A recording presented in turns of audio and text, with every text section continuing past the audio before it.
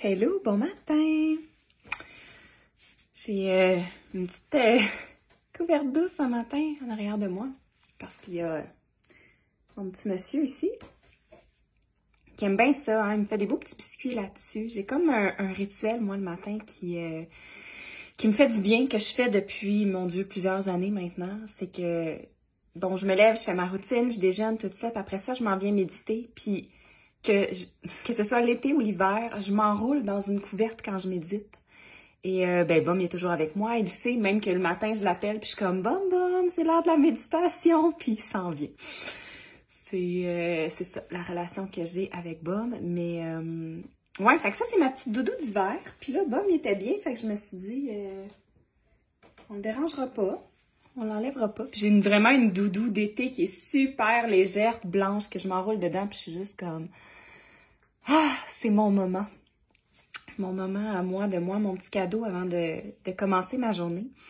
Et aujourd'hui, en fait, hier, je fouillais dans un de mes cahiers de notes. Je ne sais pas si vous autres avez des cahiers de notes avec des réflexions, puis juste des états d'âme dedans, mais moi, j'en ai plusieurs. Et il y en a un que j'avais commencé au début de l'année passée, où est-ce que c'est écrit « Leave your fear behind ». Fait que laisse tes peurs derrière toi. Et je vais écrire des fois comment je me sens, je vais écrire des passages de livres de développement personnel que je vais trouver impactants, percutants, révélateurs. Et hier, avant de me coucher, j'ai refouillé dans mon livre. Il y a plein de choses que j'ai écrites et je suis tombée sur un bout du livre Kilomètre Zéro. Je ne sais pas si c'est un livre que vous avez lu, mais je vais vous lire ce que j'avais écrit. Donc, le livre, dans le fond, ça se passe, il monte une montagne en, mon Dieu, là, je me souviens plus, au Népal, je pense. Une certaine montagne au Népal pour aller trouver de l'information que sa meilleure amie l'a envoyée trouver dans ce pays-là. Bref. Et il y a un Sherpa qui est avec elle et qui lui donne plein de belles leçons de vie et gravir la montagne en tant que telle est une leçon de vie. Donc, ça va comme suit. Tu sais où commence ta vie, mais pas quand elle arrête. Une seconde de vécu est un cadeau que nous ne devons pas gâcher. Le bonheur se vit maintenant. Si tu penses qu'être ici est une obligation, tu vas vivre des moments difficiles car la montagne est un miroir géant.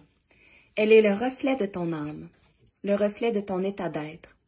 Tu as le choix d'expérimenter ce voyage autrement en arrêtant de comparer ce que tu es, ce que tu sais, ta culture, ton niveau de vie, ton confort. Si tu acceptes d'observer sans juger, avec un regard neuf, en oubliant ce que tu as déjà vu, alors malgré toutes ces différences, tu découvriras un monde nouveau dans lequel tu pourras prendre un plaisir supérieur à celui que tu connais. Que dois-je faire? Abandonner tes certitudes et découvrir chaque chose pour la première fois, comme un enfant qui vient de naître et qui s'émerveille de tout. À quel point ce dernier passage-là, hein, que dois-je faire? C'est quelque chose qu'on se demande souvent. C'est quoi je dois faire? Qu'est-ce qu'il faut que je fasse pour me sentir mieux? Qu'est-ce qu'il faut que je fasse pour voir les choses autrement? Abandonner tes certitudes et découvrir chaque chose pour la première fois. C'est un concept que j'aime beaucoup et c'est aussi un concept qui est pratiqué dans le livre... oh mon Dieu, le livre des miracles. Je me souviens plus c'est quoi le titre exactement, je vous reviendrai avec ça. Mais c'est de dire que, dans le fond, tout ce que tu vois dans ta vie est teinté de tes expériences, est teinté de ce que tu as conclu, de ta culture, de ce que tu connais. Mais tu sais, je me souviens que dans le livre, par exemple, je sais qu'il y avait un certain niveau de, mettons, salubrité, de confort qui venait vraiment la confronter. Puis, mais ça la confrontait dans ce qu'elle connaît, dans sa culture, dans les standards qu'elle-même a mis. Puis je pense que des fois, à prétendre qu'on connaît les choses ou que les choses devraient être d'une certaine façon, on se bloque tellement d'une nouvelle perspective de la vie. Fait que, ouais, ce matin, j'avais comme juste envie de pousser cette réflexion-là en vous puis de dire, ben s'il y a quelque chose qui vous rend inconfortable dans votre vie, Êtes-vous capable d'abandonner vos certitudes? Tu sais, des fois, ça permet de switcher bien des choses dans une relation. Par exemple, si, je sais pas moi, t'as une amitié ou si ça va moins bien avec ton chum, ta mère, ton père, ton frère, ta soeur, ta cousine, ta tante, puis t'es comme moi, je le sais, elle est vraiment comme ça, cette personne-là. Ben là, puis ça va être un autre épisode, mais je vais parler un peu de comment, selon moi, survivre au temps des fêtes et aussi avec les relations, parce que des fois, on va être face à des gens de notre famille, de notre entourage, avec qui il peut y avoir des clashs énergétiques et de vision, de valeurs, etc. On fait comment pour vivre avec ça? Mais outre ça, si ça t'arrive déjà en ce moment dans tes relations et que tu conclus que la personne est comme ça, j'ai juste envie de te ramener à ce passage-là puis de te dire comment peux-tu abandonner tes certitudes à propos de cette personne-là pour découvrir peut-être une nouvelle facette de cette relation-là ou une nouvelle facette de la situation.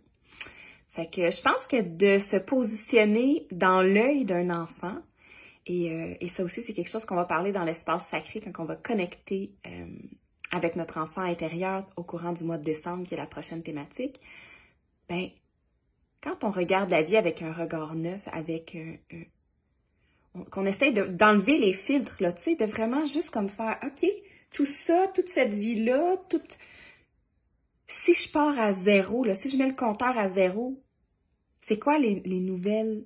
les nouvelles conclusions que je peux faire? C'est quoi la nouvelle opinion, la nouvelle vibe que je peux ressentir si je sors de tout ce que je connais pour me laisser transporter avec cette vision-là de nouveauté?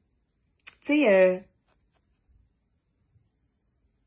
c'est ça. Dans le livre des miracles, par exemple, il y a un exercice qui dit que un objet, une pièce, une émotion n'a que le sens qui lui est attribué.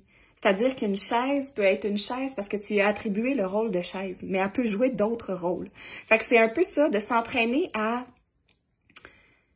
tout simplement élargir ses horizons, sa vision, puis essayer de ne pas rester dans ses conclusions.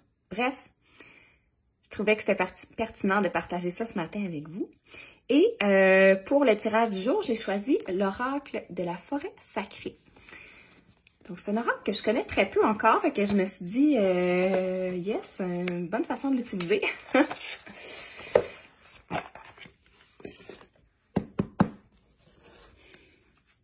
Je le sens comme il est en train de faire sa toilette de même. Je le sens derrière de moi. Donc, carte numéro 1, carte numéro 2 ce matin. Ah, je pense que l'autre fois, on l'avait pris celle-là. Ah non, si on l'a déjà eu, la dernière fois je l'ai utilisé, je pense que je l'ai utilisé juste une fois, on va y aller avec un autre. Je vais vous faire voir de la nouveauté, on parle de nouveauté, là. Ah.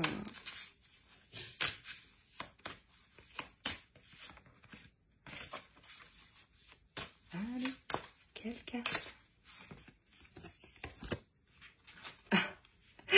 C'est la vie fait bien les choses, l'univers fait bien les choses, j'adore.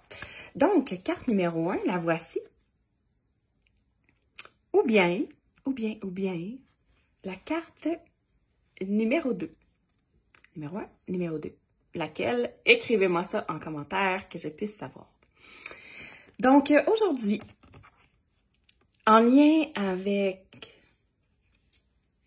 ce qui a été dit par rapport à un regard nouveau, j'ai envie de te dire que la carte qui t'accompagne aujourd'hui, c'est la carte de l'érable et de la générosité. L'érable, pour moi, représente plusieurs choses. Il représente,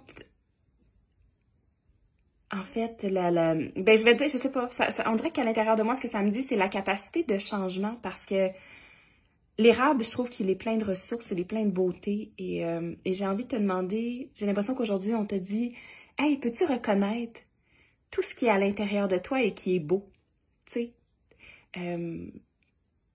en même temps, on parlait de regard nouveau, puis de laisser tomber peut-être une partie de nos filtres, une partie de ce qu'on sait. Et c'est le mot qui m'interpelle, c'est vraiment la générosité. Fait que, comment peux-tu aujourd'hui changer ta vision de la générosité. Qu'est-ce que ça implique pour toi, la générosité? Et en même temps, j'ai l'impression que peut-être qu'on t'encourage à faire preuve toi-même de générosité.